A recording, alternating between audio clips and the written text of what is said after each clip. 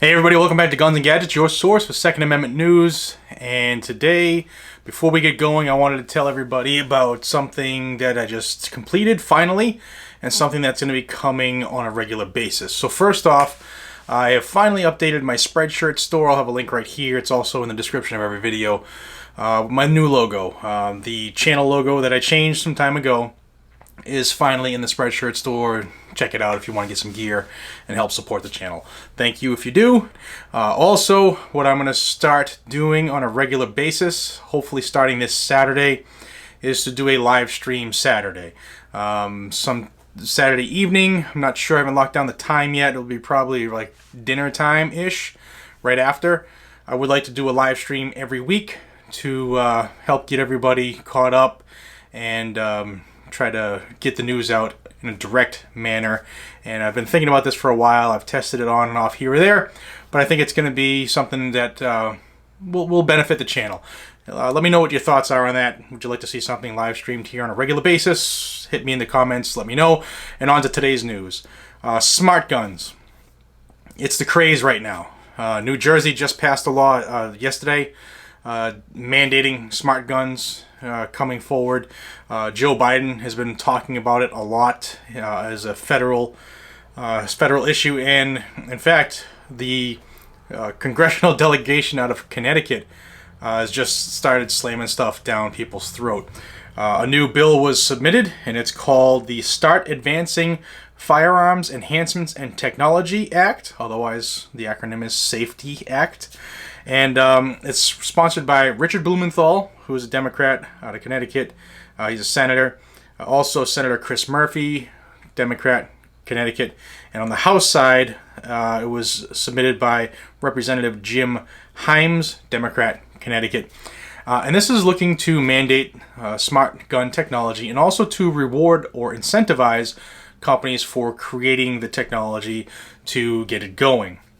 They're saying that it will help reduce gun violence, it'll help reduce suicides, and it's not going to do any of that, okay? It won't do that. You know why? Because the gangbangers on the street aren't going to say, oh, I got to go buy a smart gun now, and it'll only work off my fingerprint or my palm print. But what I wanted to come on here and tell people, because I talked to a couple people this week about it, and they were like, yeah, it's a good idea. No, it's not. And I'm going to tell you 3 reasons why. The first off is it goes off of a fingerprint or a palm print. And sometimes people live in areas of the country where it snows, and they might use gloves, and it won't be able to read your fingerprint through your glove. It also won't be able to read your handprint or fingerprint if there was a substance on it, such as, blood. Often gunfights are bloody, and you might have to keep defending yourself while you're bleeding. So the gun would be rendered inoperable, leaving you susceptible to the bad guys. Another thing that is bad is if your hands got dirty or muddy. I mean, how often when you had an iPhone or something with a thumbprint scanner did you have to keep changing it or pressing it? It happened a little more than it should have. And another argument that they're saying is, if my phone, if I can use a face or a thumbprint to unlock my cell phone, then it should be able to work for everybody's guns. No, it won't, and it shouldn't, because your electronics run off of software, and that's exactly what you're doing. You're triggering software. Your gun is a piece of hardware. There's no software in it. And these bobos are trying everything. Another thing is they're electronic. They can be jammed. They're susceptible to outside interference. I mean, the damn radio, terrestrial radio, you could be driving down the highway and going under a concrete structure and lose your radio signal, and your life's not depending on your radio signal. So I need my gun like that in half a second, and all of a sudden I can't. Not good at all.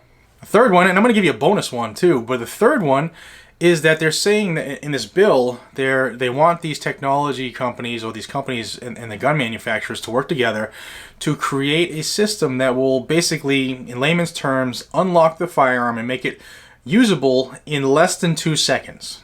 Now, I know a lot of you out there watching have been through a lot of firearms training like myself, and I remember doing numerous drills where I had to get 2 shots, center mass, in less than a second.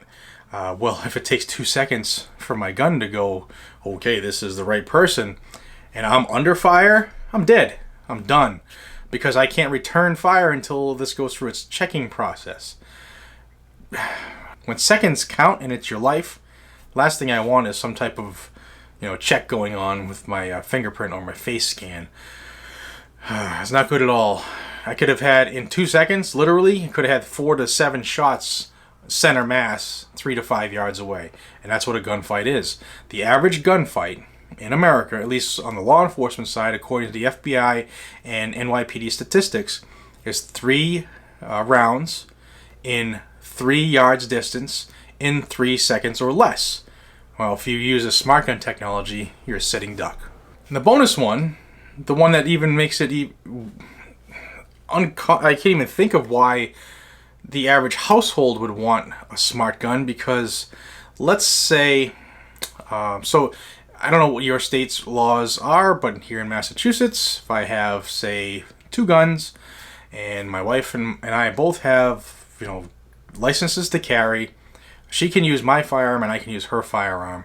So if someone breaks into the house, and for whatever reason, I am not the first person to encounter this person, and my wife is, and she happens to grab one of my guns, we're all dead? No. Just those reasons alone tells you that the real reason they want this is control. It has nothing to do with, the firearms or making everybody safe. It's just not going to happen. It's the dumbest thing I think I've ever heard of when it comes to the technology side of firearms. It's just not feasible. So circling back to the federal bill that was submitted, it's HR 6109. I'll have a link in the description where you can read this craziness. And it's basically a rehash of the same bill submitted by the same clowns a year ago. And that one went nowhere.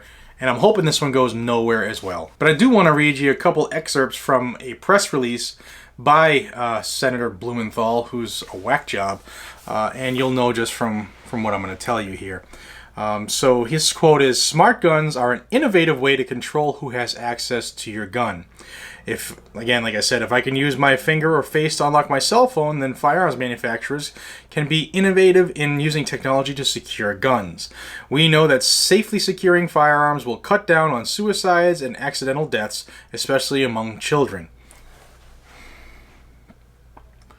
So, a person has a gun, and even if it's fingerprint controlled to them, if they want to use that gun in a bad way, the fingerprint's not going to stop it.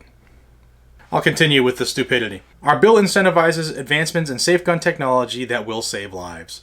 Safe gun technology has already created locks and prevented accidental shootings and fingerprint scans that disable firearms for anyone but their lawful owners. You know what? He's right. They do have locks. Let me show you one. This is my padlock that I use for certain things, and it is fingerprint technology. However, it screws up 40% of the time. It won't open. It'll have to reapply once or twice or 3 times. And this is that smart technology, the exact same smart technology that Senator Blumenthal just referenced, and it's here. There you go. It just screwed up.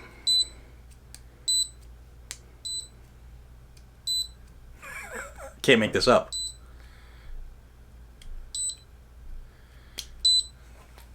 I would have been dead. There you go. Now I can shoot back. Another thing is it's battery operated. There's a little, you can recharge these. The battery runs out, so if I forget to charge my smart gun, does that mean I'm dead that day if I need to deploy it? These are things that these idiots don't even think about, but these are things that will affect your life if this becomes a reality for a firearm. Ladies and gentlemen, this technology, now it works, has no place on a life-saving tool. Do you agree or do you not? Do you really think that guns or my life or my children's lives or your children's lives should depend on this? Because this is insane, and this is what they want on your firearm. Can't even make that up. Let me know what you think in the comments below. Can't wait to see these ones. Please check out my store. It helps support the channel. And let me know what you think about streaming Saturdays. if you would like to see that, if it's something you want to check out here on the channel.